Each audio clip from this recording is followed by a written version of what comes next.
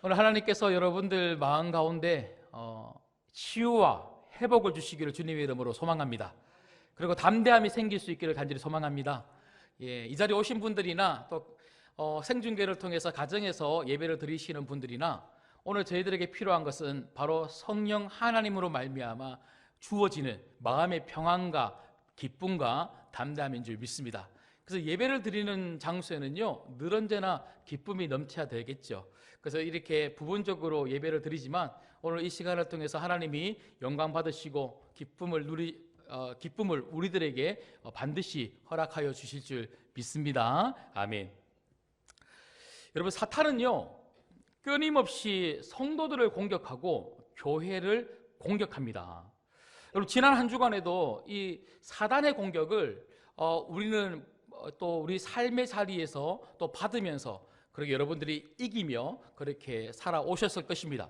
사단은 끊임없이 성도들을 흔들고요, 교회를 흔듭니다. 근데 여러분, 왜 그렇습니까? 하나님은 성도들을 통하여 일하시고 교회를 통하여 일하시기 때문에 그렇습니다. 그래서 사단의 공격의 핵심은 뭐냐면요, 바로 교회를 교회답지 못하도록 만들고 성도를 성도답지 못하도록 만드는 것이 사단의 공격의 핵심입니다. 여러분, 이것은 무슨 것을 의미하냐면 성도가 성도답고 교회가 교회답다는 것이 바로 무엇이겠습니까? 그것은 바로 증인의 삶입니다. 여러분, 성도는요, 증인이고 교회는 증인들이 모인 증인의 공동체가 바로 교회입니다. 그러므로 이 사단은요, 끊임없이 성도들로 하여금 증인답게 살지 못하도록 만들고 교회로 하여금 증인의 공동체다운 삶을 살지 못하도록 그렇게 흔든다는 것이죠.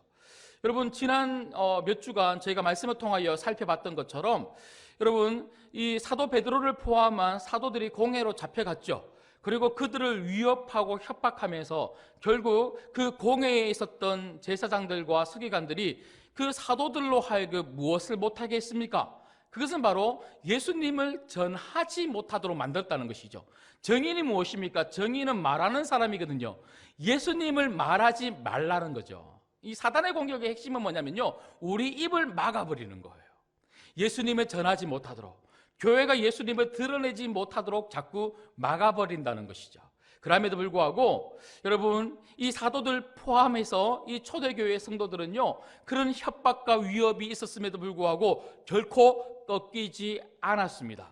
오히려 성령 충만함을 힘입었고요, 그 성령 충만함 때문에 그들은 더욱더 담대하게 예수님을 전하는 성도들이 되었고 예수님을 전하는 교회가 되었다는 것이죠. 우리 신광교회가 이렇게 어려우면 어려울수록, 사단의 공격이 있으면 있을수록 더욱더 여러분 삶의 자리에서 성도답게, 우리 교회가 교회답게 증인의 공동체로서의 사명을 마땅히 감당할 수 있는 우리 신광교회 될 수 있기를 주님의 이름으로 축복합니다. 특별히 여러분, 오늘 말씀해 보시면 믿는 무리, 이 믿는 무리가 어떤 사람들입니까? 바로 성령 충만한 증인의 공동체, 바로 교회입니다. 교회. 성령 충만하게 되자 그들이 담대하게 예수님을 전했을 뿐만 아니라 그들은 성령 안에서 이제 믿는 무리가 되어서 믿는 무리로서의 이런 이 특징을 가지고 그렇게 세상 속에서 살았다는 것이죠. 여러분, 저는 말씀을 준비하면서 이런 생각을 좀 해봤습니다. 여러분, 신학의 공공성, 교회의 공공성이라는 말을 혹시 들어보셨습니까? 여러분, 이 말은 좀 어려운 말이 아니고요, 이 공공성이라는 말은 어떤 의미를 가지고 있냐면 성도나 교회는요, 우리끼리만 존재하는 공동체가 아니라는 거죠. 세상 속에서 세상 사람들과 함께 같이 존재하는 성도, 함께 살아가는 교회가 되어야 하는 거죠. 여러분, 결코 우리는요, 이 세상 속에서 우리끼리만 모이는, 그리고 우리끼리만 그렇게 은혜를 받고 누리는 그런 공동체가 아닙니다. 저 세상 속에서 교회가 교회다움을 드러내야 되고요, 세상 사람들 속에서 성도가 성도다움을 드러내야 되는 이런 공공성에 대해서 좀 고민을 해야 되는 것이죠. 특별히 코로나19 이 사태가 지금 몇 달째 이어오고 있는데요, 저 세상 사람들이 교회를 향해서 계속해서 외치고 있는 것이 무엇입니까? 대한민국 국민의 일원으로 좀 살아달라는 것이죠. 우리도 대한민국 국민의 일원 아닙니까? 그래서 대한민국 국민의 한 사람으로서, 그리고 교회가 저들과 동떨어진 교회가 아니라 함께하는 교회가 되기 위해서 우리는 계속해서 고민하고 어떻게 하면 저들과 더 가까이 할 수 있을까에 대해서 우리는 계속해서 생각하고 있습니다. 특별히 코로나19 사태를 우리가 겪어오면서 어떻게 하면 이 어려움과 이 위기를 더 잘 극복할 수 있도록 교회가 도와줄 수 있을까에 대해서 계속 고민하고 있습니다.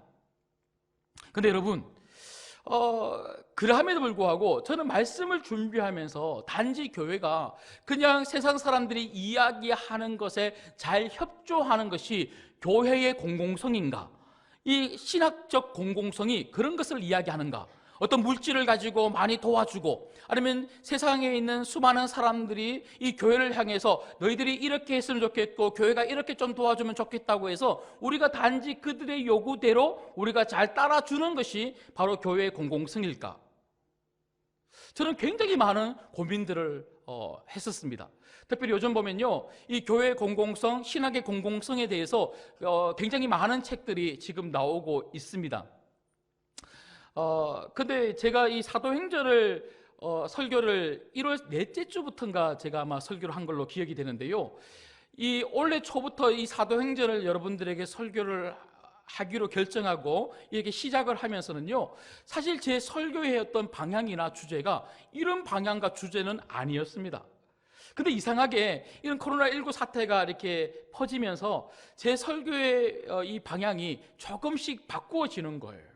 근데 가만히 생각해 보면 제가 의도적으로 이렇게 바꾼 것이 아니라 여러분들을 통해서, 그리고 이 세상을 바라보는 우리의 시각 속에서 어떻게 하면 이 말씀을 우리들에게 더 잘 적용할 수 있을지 같이 고민하다가 보니까 하나님이 이 말씀을 통해서 더욱더 지금 이때에 우리들에게 필요한 말씀을 주고 계신다고 하는 확신이 제 마음속에 들었습니다. 그래서 제가 이번 주간에도 오늘 이 부분의 말씀을 좀 준비를 하면서 우리가 저 세상 속에서 어떤 교회의 모습을 가지는 것이 저들에게 정말 필요한 교회의 모습일까? 교회의 모습일까? 물론 제가 결론 부분에서 다시 한 번 더 말씀을 드리겠지만, 이 신학의 공공성, 교회의 공공성에 대해서 각자 나름대로 이 연구하고 그리고 여러 가지 책을 읽으면서 정립한 많은 목사님들이 분명히 계십니다. 그분들의 생각이 다 같을 수는 없는 거죠.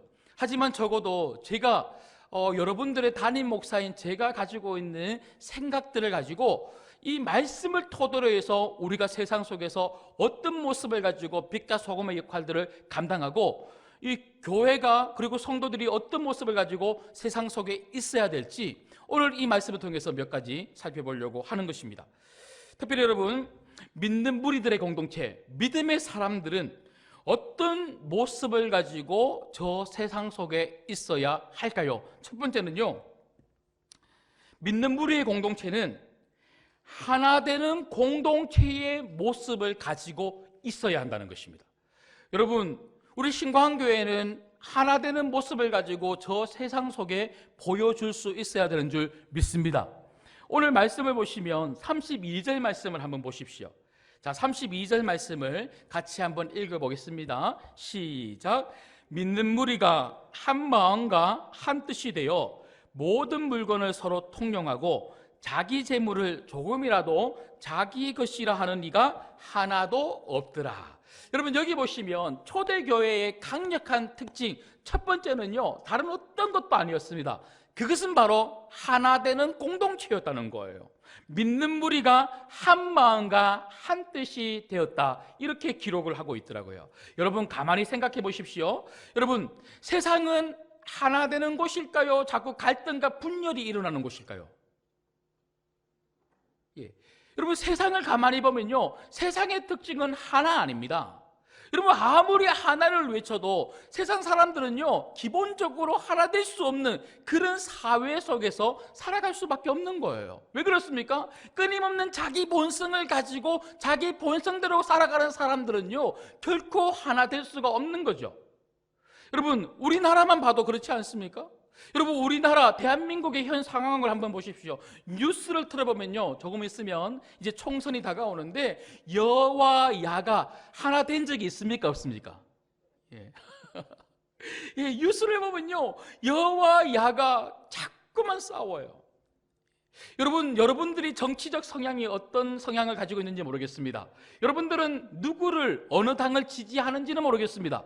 그런 각자의 어떤 정치적 성향에 의해서 지지하게 되겠죠. 그게 중요한 게 아니고, 정치적 성향을 떠나서 내가 어떤 당을 지지하느냐, 이것을 떠나서 여와 야가 자꾸만 싸운다는 이것이 너무너무 우리 사회의 문제고, 여와 야가 싸우니까 고스란히 피해는 누가 입는 것입니까? 국민이죠, 국민. 그게 너무 안타까운 거죠. 여러분, 여와 야가 왜 싸우게 될까요? 그것은 바로 지역 감정 아닙니까? 여러분, 지역 감정의 골은요, 이건 어제 오늘의 이야기가 아닌 거죠. 여러분, 지역만 감정이 있습니까? 남녀노소, 이런 세대 간의 갈등, 남녀 간의 갈등, 이런 갈등이 우리 사회에 전반적으로 쫙 깔리는 거예요. 그래서 어떤 분들은요, 한국 사회를 욱하는 사회, 이렇게 표현하더라고요. 그래서 겁나는 거죠. 조금만 사람들이 좀 기분이 나쁘면요, 자꾸 싸우려고 드는 거예요. 지난 주간에 혹시 싸운 분 안 계십니까? 예. 자꾸 싸우려고 하는 사회. 여러분, 우리 가정을 봐도 그렇지 않습니까? 부부 간의 갈등, 부모와 자녀 간의 갈등. 제가 오늘 설교를 준비하면서 어떤 통계 조사를 보니까요, 우리나라의 청소년들 중에 50만 명이 이 집에서 나가는, 그러니까 가출의 경험이 있는, 엄청나죠? 이게 2016년도 통계입니다. 그러니까 2016년 통계라면 이제 3년, 4년 더 지났으니까 이 숫자보다 훨씬 더 많을 겁니다. 그런데 이렇게 집에서 가출한 청소년들을 대상으로 왜 가출을 했는지를 조사해 보니까요, 61.3%가 가정폭력 때문에 가출했답니다. 여러분, 가정폭력 때문에 가출했다는 것은요, 누가 때렸다는 말입니까? 부모가 때렸다는 말이에요. 여러분, 저는 이렇게 심각한 문제뿐만 아니라 그냥 우리 가정에서 소소하게 자녀들을 키우면서도 여러분들이 느끼는 것은요, 사람은 자꾸 싸우는구나, 갈등을 빚는구나. 성경을 떠나서 그냥 자녀들만 키워봐도 우리가 그것을 잘 알 수 있지 않습니까? 아이들 어릴 때부터 자랄 때 한번 보십시오. 서로 안 싸우고 사이좋게 우리 동기간에 우애 그러는데, 어릴 때부터 오빠, 나는 안 먹어도 되니까 오빠부터 먹어. 오빠가 아니야, 나는 안 먹어도 되니까 너부터 먹어. 과자를 양보하는 아이들 보셨습니까? 과자 하나 더 많이 먹겠다고 서로 싸우는 것이 우리 자녀들 아닙니까? 여러분, 이렇게 모든 곳에서 모든 사람들이 갈등을 빚어가며 분란을 일으키며 싸우는 것이 우리가 살아가는 세상입니다. 이게 세상의 특징이라는 거예요. 그런데 이런 세상의 특징 속에서, 세상 속에서 교회는 어떤 모습을 보여줘야 되냐면, 우리도 당신들하고 똑같습니다, 이것을 보여주는 것이 아니고 교회는 다릅니다, 이것을 보여줘야 되지 않겠습니까? 여러분, 오늘 초대교회를 보면요, 바로 그것을 초대교회는 가지고 있었다는 거예요. 세상은 자꾸 싸우고, 세상은 자꾸 분열하고 갈등을 빚는데, 그런 세상 속에서 성령이 임한 공동체, 믿음의 무리들의 공동체는 결코 그렇지 않다는 것을 보여주고 있더라고요. 여러분, 다시 한 번 더 32절을 보시면, 믿는 무리가 한 마음과 한 뜻이 되어 모든 물건을 서로 통용하고 자기 재물을 조금이라도 자기의 것이라 하는 이가 하나도, 몇 명이나요? 하나도 없었더라. 모든 성도들이 그랬다는 거예요. 여러분, 왜 이렇게 한 마음과 한 뜻, 하나 되는 공동체가 될 수 있었다고 오늘 성경은 이야기하고 있습니까? 자기의 것으로 여기는 것을 하나도 주장하지 않았다는 것이죠. 여러분, 가만히 보면요, 우리 갈등, 우리 싸움의 그 원인, 그 근본이 무엇입니까? 그건 욕심 아닙니까? 욕심과 탐심, 이기심, 끊임없는 자기 애착이 자꾸만 자기만을 위하게 만드니까 다른 사람하고 하나가 될 수가 없는 거예요. 그런데 복음이 들어오고 성령 충만해지고 그 예수님을 믿게 되니까 이제는 어떤 성도들이 생겨나기 시작하는 것입니까? 우리도 여전히 욕심이 있죠. 우리도 여전히 내가 중요하죠. 우리도 나를 사랑합니다. 끊임없는 이기심이 우리 안에도 싹틉니다. 그런데 복음이 들어오기 시작하자, 성령 충만해지기 시작하자 그 모든 욕심을 십자가 밑에 내려놓기 시작하더라는 거예요. 여러분, 우리 신광교회가 어떻게 하나 될 수 있습니까? 성도들이 어떻게 하나 될 수 있습니까? 바로 내가 가지고 있는 욕심을 내려놓기 시작할 때 하나 될 수 있다는 거예요. 여러분, 믿음은 뭡니까? 믿음은 가치관을 바꾸는 거예요. 믿음은 시선을 바꾸는 거예요. 여러분, 내가 믿기 전에는요, 이 복음이 들어오기 전에는, 성령 충만하기 전에는 끊임없이 내 시선이 어디로 향하여 있습니까? 이 땅입니다. 그리고 납니다. 그리고 이 땅의 것을 더 많이 가지려고 욕심을 부립니다. 끊임없이 이기심을 가지고 나만 잘 살면 돼. 이게 우리 방법 아닙니까? 이게 우리 삶의 태도 아닙니까? 그런데 어느 순간 복음이 들어오고 성령 충만해지자, 믿음이라는 것이 생기자 내 시선이 이 땅을 향하지 않습니다. 하늘을 향하기 시작하는 거예요. 그리고 하늘 사람인 여러분들, 성도 한 사람 한 사람, 나와 같은 믿음을 가지고 있는 사람들이 보이기 시작하는 거죠. 그전에는 나만 보였는데 이제는 하나님 나라의 백성들이 보이기 시작하면서 나를 내려놓고 하나님 나라의 백성들, 내 옆에 있는 성도들, 그들을 위하여 살기 시작하더라는 것이죠. 여러분, 바라건대 우리 신광교회가 바로 그런 교회, 그런 성도들로 모인 공동체가 되기를 주님의 이름으로 축복합니다. 왜 세상이 우리를 보고 자꾸만 비난하고 욕을 합니까? 똑같은 거예요. 세상이 우리를 보니까 교회도 똑같은 거예요. 더 욕심을 부리고 더 이기심을 가지고 사는 것처럼 보이는 거죠. 여러분, 코로나19 사태를 우리가 겪으면서 다시 한 번 더 우리가 더 깨닫게 되는 것은, 세상 속에 정말 교회는 다르다는 것을 더 보여줘야 되겠구나. 아직도 멀었다. 이런 모습을 가지고는 안 되겠구나. 이런 마음 아닙니까? 여러분, 다른 어떤 교회들보다 우리 신광교회부터 다시 시작할 수 있었으면 좋겠습니다. 그래서 세상 속에서 정말 신광교회 성도들은 다르고 신광교회는 정말 다르다는 거, 내 욕심으로, 내 이기심으로, 나를 향한 애착으로 살아가는 것이 아니라 믿음으로 다른 사람을 먼저 생각해 줄 수 있는 이런 성도들, 이런 교회가 되기를 주님의 이름으로 축복합니다. 그러니까 두 번째는요, 이 초대교회가 가지고 있었던 이 믿는 무리들의 공동체의 두 번째 특징, 그것은 바로 복음의 은혜로 충만하게 되었다는 거예요. 여러분, 교회에 있어서 정말 핵심 중에 핵심,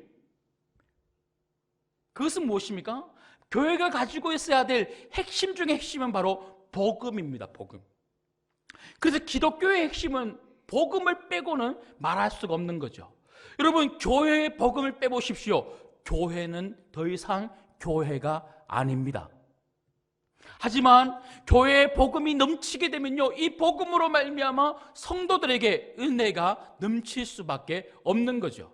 근데 여러분, 제가 이런 말씀을 드리면 굉장히 아멘, 우리가 그렇게 말은 하지만 이 말은요, 굉장히 받아들이기 힘든 말입니다. 왜 그렇습니까? 여러분, 복음이 무엇입니까? 오늘 말씀해 보면 한번 보실까요? 자, 33절 보십시오. 33절 보시면, 사도들이 큰 권능으로 주 예수의 부활을 증언하니 무리가 큰 은혜를 받아. 여러분, 복음은 무엇입니까? 복음은 예수님이시죠. 근데 이 예수님의 무엇을 전하는 것이 복음입니까? 예수님의 죽으심과 부활을 전하는 것이 바로 복음을 전하는 것이죠. 복음은 예수님의 죽으심과 부활이 바로 복음입니다. 여러분, 예수님이 왜 죽으셨습니까? 나를 살리기 위하여 이 땅에 오셔서 십자가 위에서 내 모든 죄를 지시기 위하여 죽으신 거죠. 우리가 이 말을 수없이 들어왔기 때문에 그런가 보다 믿습니다 그렇게 이야기하지만, 여러분 이 말을 처음 듣는다 생각해 보십시오. 과연 이 말이 믿어지는가 하는 것이죠. 이 말이 믿을 만큼 그렇게 쉬운 말이 결코 아니라는 거예요. 여러분 한번 생각해 보십시오. 만약에 여러분들이 10억이라는 빚을 졌어요. 여러분 10억 갚을 수 있습니까? 갚을 수 없는 너무나 큰 돈 아닙니까? 그런데 길 가다가 어떤 사람을 만났는데 내가 10억이라는 돈을 빚졌는데 큰일 났다 그러고 있는데, 지나가다가 어떤 사람이 그 이야기를 듣고는요 갑자기 나한테 와서 왜 그러세요? 제가 지나가다가 들어보니까 10억이라는 빚을 져서 그렇게 자꾸 막 울면서 그렇게 뭐 중얼중얼 하면서 걸어가는 것을 제가 들었는데 제가 좀 도와드리겠습니다. 10억 드릴게요. 눈빛을 보니까 그랬으면 좋겠다 이런 눈빛이신데 여러분 그런 일이 일어날 수 있습니까 없습니까? 불가능입니다. 사실은 이거와 비교할 수 없는 예수님의 죽음은, 나를 위하여 이 땅에 오신 그 하나님이 십자가에서 나를 위하여 죽으시고 부활하셨다고 하는 이 사실은요, 이거와 비교할 수 없는 엄청난 일이라는 것이죠. 그런데 이 엄청난 일, 결코 받아들일 수 없는, 뻥이야, 구라삼삼, 거짓말일 거야, 수많은 사람들은 그렇게 이야기하는데, 유독 오늘 이 예배를 드리고 있는 우리들만큼은 그것을 어떻게 한다는 것입니까? 믿는다는 거예요. 그것을 믿을 뿐만 아니라 그 복음이 초대교회 성도들에게는 무엇이 되었다는 것입니까? 은혜가 되었다는 거예요. 여러분 은혜가 되었다는 말은요 어려운 말이 아니에요. 마음으로 들렸다는 것이죠. 그렇습니다. 오늘 우리들에게 중요한 것은 무엇입니까? 이 말도 안 되는, 세상 사람들이 거짓말이라고 하는 이 복음이 누군가에게는 귀로 들리고 마음으로 들려야 된다는 거예요. 그럼 한 가지 제가 질문을 해보죠. 누가 귀로 들리고 마음에 들리도록 역사하셨을까요? 하나님, 성령님이시죠. 여러분 누구도 성령님이 우리 마음을 열어주시지 않으면, 우리 귀를 열어주시지 않으면 어떤 복음도 우리가 귀로 듣고 마음으로 들을 수 없다는 것 알고 계십니까? 오늘 여러분들이 이 복음을 정말 귀로 듣고 마음으로 들어 은혜를 받고 있다면 여러분 마음속에 성령님이 내주하시고 역사하고 있는 증거인 줄 믿습니다. 이것은요 오늘만 필요한 게 아니죠. 아니 오늘만 이렇게 주어지는 게 아니죠. 여러분 생애의 모든 순간순간마다 이런 놀라운 역사가 반드시 일어나게 될 줄 믿습니다. 우리들에게 필요한 것은요 주일날 교회에 와서 그냥 교회에 왔다 갔다라고 하는 이게 중요한 게 아니죠. 우리가 4주 동안 교회를 못 오시니까 얼마나 교회 오고 싶었어요.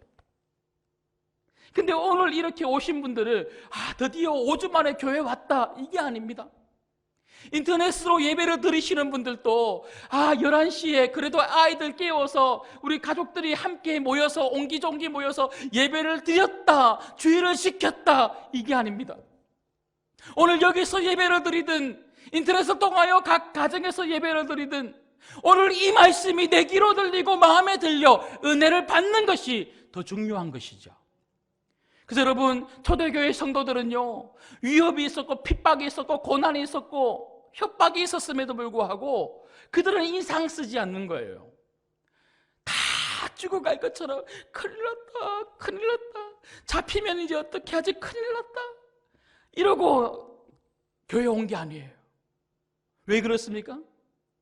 설사 일주일 동안 어떤 위협이 있고 고난이 있고 어려움이 있어서 정말 막 인상이 찌그러지고 눈물이 나고 한숨이 난다 할지라도 교회에 들어오는 그 순간 예배를 드리면서 뭐가 들리는 겁니까?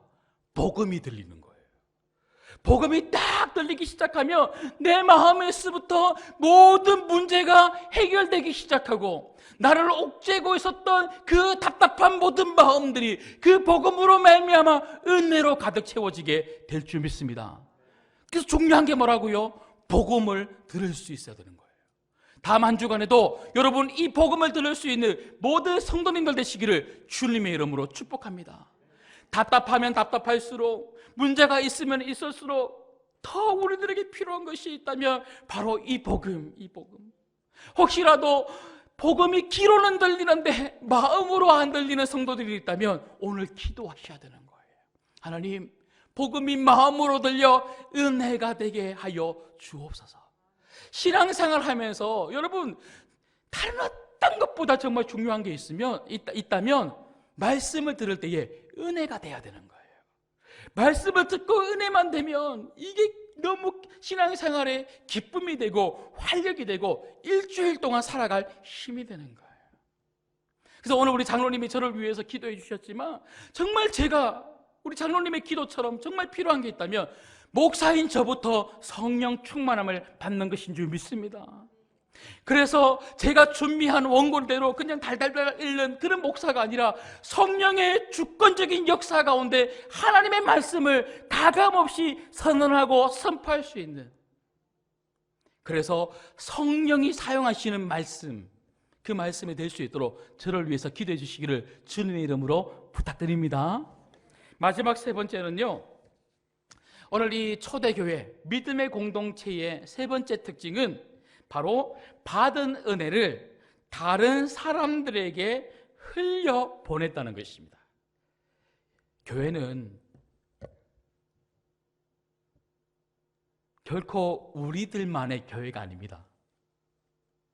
교회는요, 우리끼리만 그냥 잘 모이면 되는 그런 게 아니고, 우리끼리만 은혜를 받으면 되는 교회가 아니고, 은혜를 받으면 이 은혜는 감당할 수 없는 은혜니까요, 어쩔 수 없이 이 은혜는 흘러갈 수밖에 없는 거죠.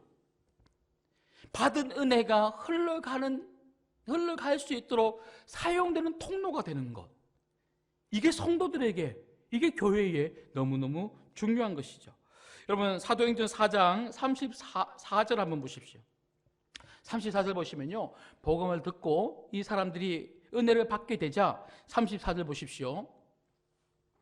34절 보시면 그 중에 가난한 사람이 없으니 이는 밭과 집 있는 자는 팔아 그 판 것의 값을 가져다가 사도들의 발 앞에 두매 그들이 각 사람의 필요를 따라 나누어 줌이라.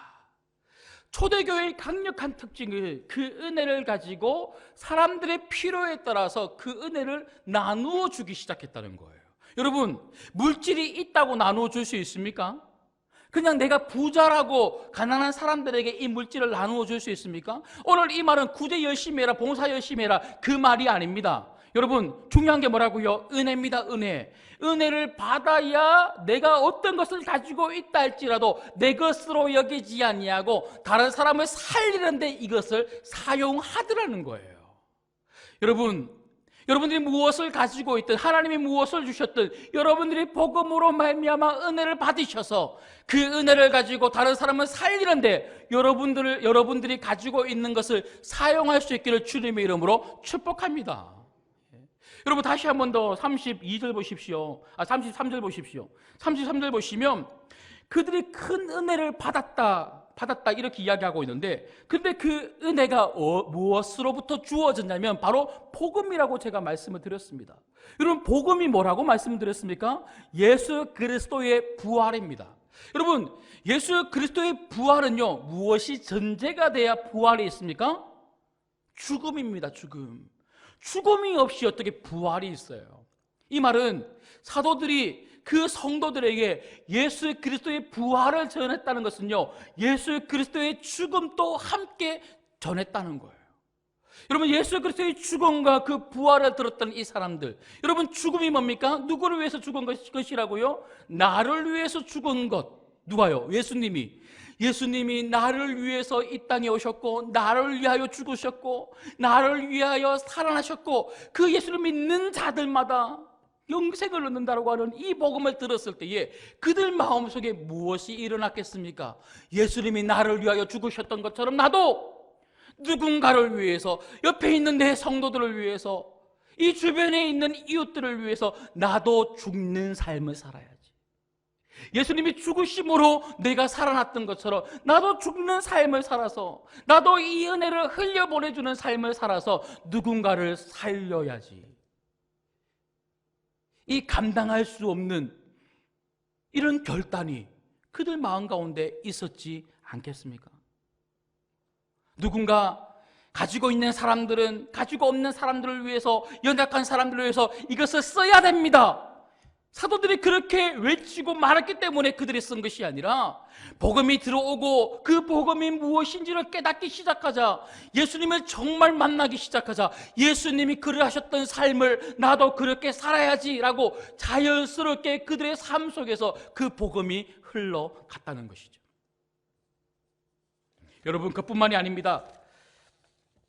복음을 흘려보낸다는 것은요, 이렇게 내가 은혜를 받아서 내가 가지고 있는 것을 누군가에게 나누어주는 삶만 그렇게 이야기하는 것이 아니고, 여러분, 물질만 나누어주는 것이 중요한 게 아니고, 복음의 은혜를 흘려보낸다는 것은 말 그대로 이 복음을 전하는 삶이 너무너무 중요하다는 것입니다. 여러분, 예수를 믿지 않는 사람들에게 정말 필요한 것이 무엇이라고 제가 지난주에도 말씀을 드렸습니까? 그것은 바로 복음입니다. 예수 그리스도입니다. 여러분, 오늘 또 이 은혜를 흘려보내주고 있는 사람들이 어떤 사람들입니까? 제가 계속해서 33절의 말씀을 드리고 있는 것처럼 지금 은혜를 흘려보내주고 있는 이 사람들도 복음으로 말미암아 은혜를 받았기 때문에 은혜를 흘려보내줄 수 있는 거예요. 이 말은 내가 누군가에게 은혜를 알지 못하는 사람들, 은혜가 뭡니까? 공짜로 받는 선물이잖아요. 예수 그리스도로 말미암아 공짜로 받는 이 구원, 이 은혜를 알지 못하는 저 세상 사람들에게 이 은혜를 전해주지 않는다면, 오늘 사도들처럼 이 성도들에게 그 은혜를 전해주지 않았다면, 사도들은 전해줬기 때문에 이 성도들은 은혜를 알게 된 것이죠. 그런데 우리가 사도들처럼 그렇게 살지 않고 저 세상 속에서 이 복음을 전해주지 않는다면, 저 세상 사람들은 정말 공짜로 받는 선물, 그 구원이 무엇인지 알지 못하고, 그것을 알지 못한다면 결코 그들이 은혜로운 사람으로 바뀔 수가 없다는 것이죠. 그래서 오늘 우리들에게 정말 중요한 것은, 그리고 이번 한 주간 또 여러분의 삶의 자리에서 정말 중요한 것은, 여러분들이 누구를 만나든 여러분들이 가지고 있는 것을 은혜라고 하는 것에 담아, 여러분들이 누리고 있는 이 복음의 은혜에 담아 함께 나누어 줄 뿐만 아니라, 여러분들이 정말 붙들고 있는 이 예수 그리스도를 누군가에게 전해주어서 누군가를 살릴 수 있는 여러분들 되시기를 주님의 이름으로 축복합니다. 말씀을 맺겠습니다. 초대교회는요, 다르게 살았습니다. 신자는, 교회는 다르게 사는 것이 중요합니다. 여러분, 제가 다시 한 번 더 결론적으로 말씀을 드리면서 소두의 복음의 공공성, 교회의 공공성에 대해서, 그리고 성도들의 삶에 대해서 제가 말씀을 드렸습니다. 물론 공공성이 무엇인지에 대해서 각자 나름대로 정의하고 그렇게 설교하는 그런 목사님들 있을 겁니다. 서로 생각들이 다를 수가 있을 겁니다. 그럼에도 불구하고 적어도 제가 이 말씀을 통해서 깨닫게 된 것은, 여러분, 우리가 저들과 같아지는 것보다 저 세상 사람들이 우리들에게 뭔가 요구할 때 그 요구에 반응하는 것보다, 때때로는요, 물론 반응도 해야 되겠죠. 저 사람들에게 필요한 물질도 나눠줘야 되겠죠. 그리고 저 세상 사람들이 교회를 봤을 때 사랑이라는 공동체에 대해서 많이 알고 있기 때문에 사랑도 베풀어야 되겠죠. 그럼에도 불구하고 세상 사람들이 요구하는 것에 반응하는 것보다 더 중요한 것은 말씀이 무엇이라고 이야기하는 줄을 깨달아 그 말씀을 가지고 우리가 세상 속에서 정말 세상에 있는 사람들에게 교회 공동체, 하나님 나라의 백성들이 모인 공동체는 다르다는 것을 보여주는 것만큼 더 중요한 것은 없다고 생각이 듭니다. 그것은 무엇입니까? 교회는 하나 되는 공동체입니다. 그리고 이 하나 되는 공동체에 있는 정말 우리가 붙들고 있는 중요한 것은 바로 복음이라는 것이죠. 그래서 이 복음을 말미암아 이 하나 되는 공동체에 오는 모든 성도님들은 은혜를 누리고 있고, 그리고 이 은혜는 우리만 간직하는 은혜가 아니라 세상 사람들에게 흘려보내주는 은혜라는 것을 여러분들이 여러분 삶을 통하여 우리 교회의 여러 가지 사역이나 우리 신과한 교회를 통하여 흘러갈 수 있기를 주님의 이름으로 축복합니다.